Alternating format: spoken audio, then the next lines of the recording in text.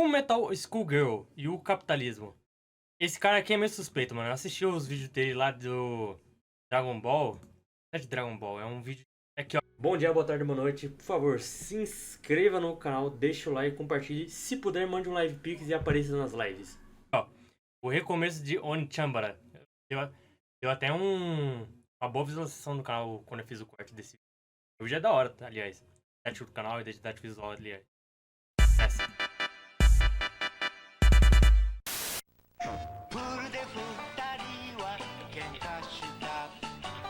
Quando o Crash era da PlayStation ainda. Porque somos amigos. Qualquer pessoa que já trabalhou em alguma empresa na condição de mero empregado sabe como essa é uma vida ingrata. É, uma Lá você muitas vezes não é nenhuma engrenagem na máquina toda, sendo no máximo relegado ao papel de um parafuso, mas precisa operar com precisão e eficiência para não ser mandado embora, algo que prejudicaria exclusivamente a você. Esse tipo de trabalho é naturalmente muito ingrato, mas dependendo da cultura da empresa, pode nutrir comportamentos ainda mais tóxicos entre as várias hierarquias. Essa é a realidade aqui no Brasil, onde nós temos leis e conscientização que nos impede de ser ainda mais explorados. Mas no Japão, umas leis assim que é meio tendenciosa. as coisas são um pouco piores. Fazer o povo ficar manso assim. Lá, essa relação entre empregado e empresa existe com as mesmas desvantagens, porém a sociedade dita que é desrespeitoso fazer essas observações e que o empregado deve a sua vida a seu emprego, às vezes de forma quase literal. Essa exigência desonesta contribui para um número Não, lá é significativo insalubre, pô. disso. E se eu for pesquisar bem, lá tem sim o direito no Japão. Eles têm até seguro-desemprego, esses bagulho. Mas vão lá e eles ficam com vergonha de usar o bagulho. E tá certo, tem que ter vergonha mesmo. Esses bagulho nem. O essencial nem era pra existir essas bombas aí. Mas, porra, Suicídios e lá o bagulho é insalubre. A exigência no trabalho por causa da cultura. Cultura trabalhista. em mortes geral. por exaustão todo ano no país, a ponto que, pelo menos, parecem estar havendo mais esforços de grupos progressistas para legislar melhor ao redor disso. Mano, esse bagulho de coisas progressistas no Japão, puta que pariu. O Partido Comunista lá do Japão tá um bagulho foda lá. Complicado. Eu acho que eles estão precisando de um jovem pra fazer de novo um sacrifício pra salvar o Japão, na moral dele. E é no futuro onde essa prática só continuou piorando que Full Metal Schoolgirl se passa. Com as nossas duas heroínas irmãs invadindo a empresa em que seu falecido pai trabalhava para escalarem os 100 andares em busca de vingança contra o CEO. Sim? Mas é curioso que, nesse roguelike charmoso e com tantas críticas óbvias ao capitalismo, sua maior fraqueza seja justamente a sua relação com o mesmo na vida real. A melhor parte de Full Metal Schoolgirl é tranquilamente a sua narrativa e ambientação. Por mais que o jogo seja uma crítica real a problemas seríssimos do Japão, a forma cômica e exagerada com que ele é apresentado atinge um balanço muito bom entre manter o tom leve, mas não deixar você esquecer a sua mensagem. Essa galhofa é bem exemplificada por coisas como... É tipo que nem o... Eu esqueci aquele jogo lá da Nintendo. No More Heroes. com a introdução de um anime bem anos 80 e 90 para as garotas logo no começo, ou toda a cena antes do último chefe, ao passo que a cada bloco de andares do prédio representa algum tipo de abuso de empresas, tornando-os meio onipresentes na sua escalada. Os diálogos entre os personagens são bem escritos no geral, porém eles são entregues em enorme parte durante sua escalada na torre, o que os torna muito mais difíceis de acompanhar se você coloca a dublagem em uma língua que não fala, como foi pra mim com o japonês. Apesar disso, você estará preso com uma única garota até o fim. Não tem Então, português do jogo, não tem legenda. a dinâmica de ter duas Claro que não tem, né? personagens com personalidades e visuais meio opostas é meio que desperdiçada. Você faz a sua escolha na cutscene inicial, porém o jogo não te informa o peso disso. Então, eu acabei escolhendo a garota que não gostava tanto só porque ela tinha a arma mais legal e eu não sabia o quão cedo eu poderia trocar. Acabou que eu poderia trocar quase que imediatamente, e quando eu percebi que estava preso com ela, já era tarde demais. Foda. Uma vez que você é jogado literalmente na ação, suas duas ferramentas principais para demolir os robôs em seu caminho são uma arma à distância e uma corpo a corpo. Suas opções à distância são, essencialmente, uma metralhadora, um rifle, um lança-granadas e uma espingarda. Louco. Já o corpo a corpo inclui Até uma a espada, que faz reposição foi de vasta. uma serra elétrica e um machado gigante. Todas as armas têm variantes dentro dos seus próprios tipos, como a metralhadora, que pode vir em um modelo mais balanceado, com balas que penetram os inimigos, que quicam pelas paredes, etc. A questão é que existe um desbalanço fundamental entre essas duas armas, que acaba ditando toda a dinâmica do resto do seu arsenal no jogo. O ato de atirar é relativamente simples, porém as armas têm um feedback satisfatório e os seus inimigos são surpreendentemente responsivos aqueles hack and slash lá que é todo duro. Aos tiros, perdendo membros do corpo e se adaptando conforme é necessário, o que torna o combate à distância uma escolha bem segura. Já o combate corpo a corpo, talvez profetizado pela quantidade inferior de opções de arma, é muito mais fraco. Os combos que você pode executar com cada arma são satisfatórios, mas as animações são um pouco longas demais e, além de não existir a opção de cancelá-las com outro ataque ou esquiva, seus frames de invencibilidade são extremamente limitados. Assim, toda vez que você executa um ataque desses, é melhor ter certeza que vai matar ou parar distante o suficiente dos inimigos ao final da animação, senão é garantia de tomar algum dano. Essas mesmas limitações se aplicam à esquiva. Então, é sempre mais inteligente estar em constante movimento pela sala e desviar manualmente dos ataques do que se prender em uma animação que pode te punir depois. O jogo se passando em um prédio comercial, você vai navegar entre salas fechadas de inimigos que precisam ser limpas para prosseguir. Quando essas salas são maiores e você tem mais espaço para se locomover, mesmo que existam armadilhas no chão, é muito mais fácil manter o controle sobre os inimigos com suas opções à distância. Porém, nos casos em que as salas são menores, o que, por sorte, são em maior parte as salas opcionais, você precisa escolher entre tentar manobras arriscadas para evitar dano enquanto usa seus ataques à distância, ou recorrer ao corpo a corpo e só torcer para não acabar preso entre inimigos. É uma pena que exista um desbalanço tão grande entre os dois métodos de combate, pois as mecânicas de exaustão de cada um, munição / aquecimento para as armas e energia para o corpo a corpo, foram obviamente pensadas para serem alternadas enquanto se recuperam, o que raramente fazia sentido em minhas lutas. Além dessas armas básicas, você tem consigo um drone que pode ter vários tipos de ataque, chips com modificações para sua personagem, como algo positivo ao custo de um pequeno negativo, um escudo para projéteis e uma barra de especial com 3 tipos de ataques que podem ser equipados e melhorados individualmente entre cada escalada. Como disse antes, toda a dinâmica do combate é ditada por esse desbalanço entre os estilos de ataque, e não é diferente com essas ferramentas. O drone acaba sendo essencial, especialmente ao lidar com grandes grupos de inimigos, justamente porque muitas vezes você não precisa estar ativamente mirando ele. Ao mesmo tempo, eu passei a usar o ataque especial à distância em praticamente toda a sala no terço final do jogo, enquanto as poucas vezes que usei o corpo a corpo em chefes, parece que eu mais errei do que acertei justamente pelos mesmos comportamentos descritos previamente. É realmente uma pena, pois se usar essas armas de proximidade fosse tão divertido e refinado quanto as de distância, a dinâmica de ficar trocando entre elas durante o jogo poderia aumentar significativamente a sua longevidade. Ó, mano, tinha ido jantar, como tá aí? Estamos assistindo um vídeo aqui do Kazugeita de Fullmetal Schoolgirl. Tá, a parte que ele fala pra... Cara, eu não sei porquê, mas esse bagulho aqui do... Eu acho que é do Wii. É o bagulho da Wii Shop. Ele fica dando direito autoral, mas tipo, o bagulho já não existe mais, doido. Pode bagulho desse? Que jogo é esse? Durante as escaladas, você vai subir de andar em andar, navegar por corredores com inimigos e armadilhas pontuais e ter que atravessar um número fixo de salas para progredir.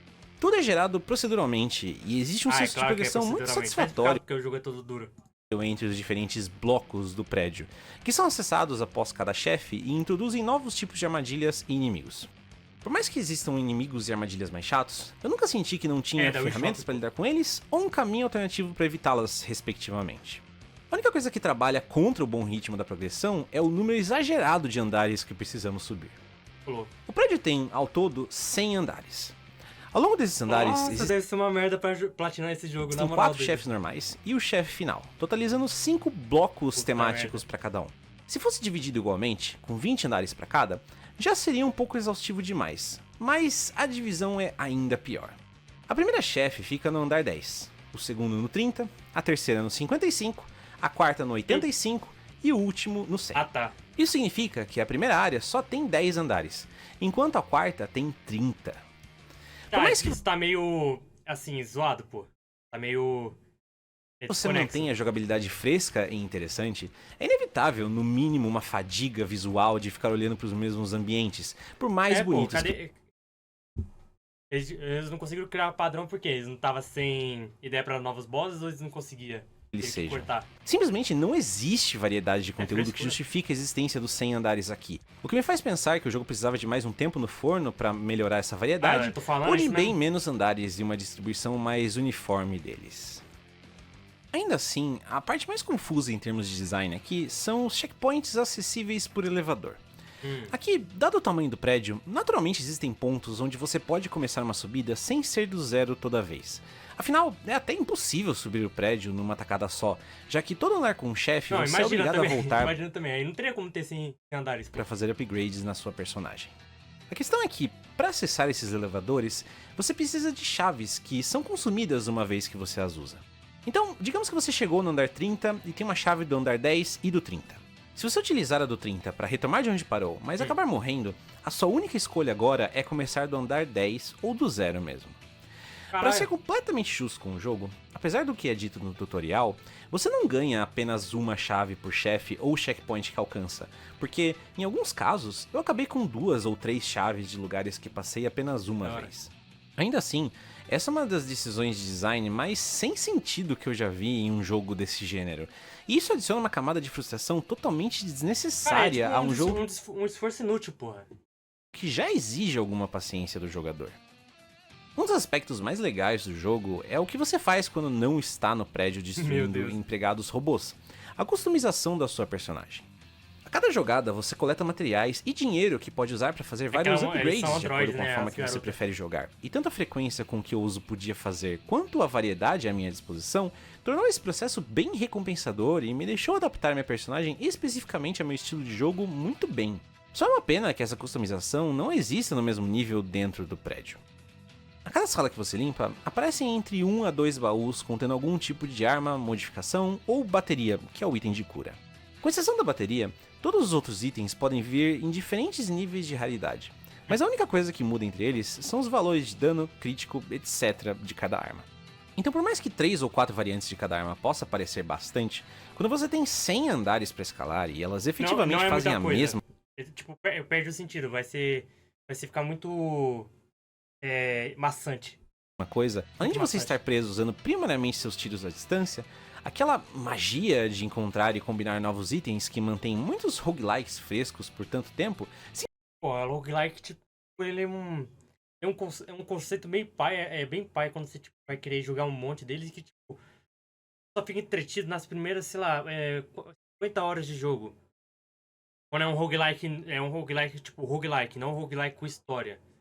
Aí você não fica. Aí você vai ficar refém das possibilidades que o jogo te dá. Se o jogo só te dá variações de poucas armas ou variações de habilidades, o bagulho tem que ser balanceado pra proposta do jogo. Sei lá, 100 andares, 5 armas. Ah, mas as 5 armas você só carrega elas, sei lá, a cada 20 níveis. 100 é 5. 20, 40, 60, 80, 100. Aí você vai ter lá que dividir, aí você terá que aprimorar com cada habilidade, cada uma dessas armas novas você ganha cada 20 andares, pô. O cara devia ter pensado num simplesmente bagulho desse, não pô. existe aqui.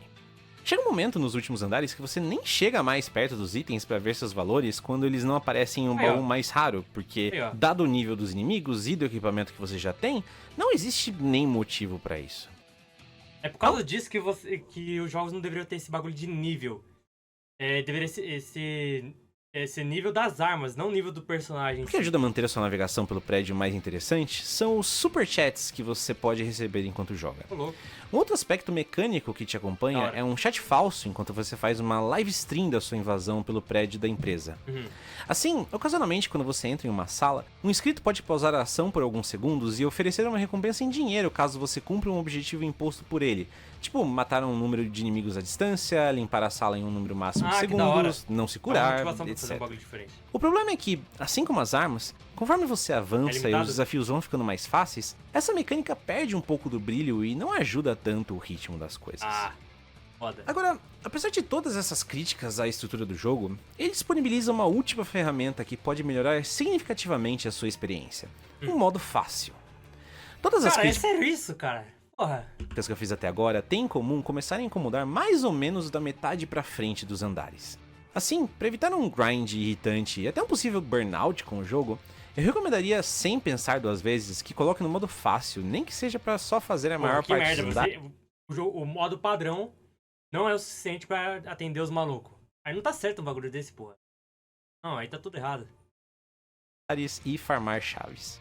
Quando o jogo já não estava mais me divertindo tanto, É por causa desses tipo de coisa aí que acontece que nem em Pokémon, que tipo, não existe mais você ir lá e treinar cada Pokémon. Não, agora é XP compartilhado. Todos os Pokémons, quando você derrota um treinador, derrota um bicho, o XP é compartilhado pra todos. Então você não tem que ir lá e ficar grindando.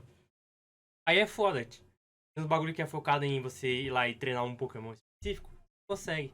eu troquei a Às vezes dificuldade fica muito mais fácil, aí fica, tipo, sem propósito no e, bagulho. além de achar o desafio presente Eu entendo a dificuldade, esse negócio, mas a acessibilidade não é exatamente você deixar o jogo na no mão modo do maluco. fácil satisfatório, eu pude Fazer o progredir cara nele aproveitar enquanto o jogo em si, pô. deixava algo passando de fundo e aproveitar Quem o sabe a fim. acessibilidade é você dar acesso a alguém que não consegue jogar aquele jogo normalmente.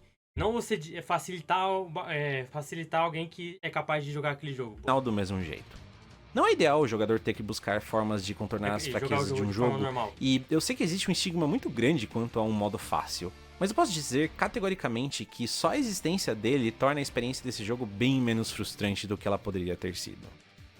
Eu gostaria muito de poder concluir minha análise por aqui, mas infelizmente preciso abordar um tópico que eu detesto abordar em críticas: o preço do jogo.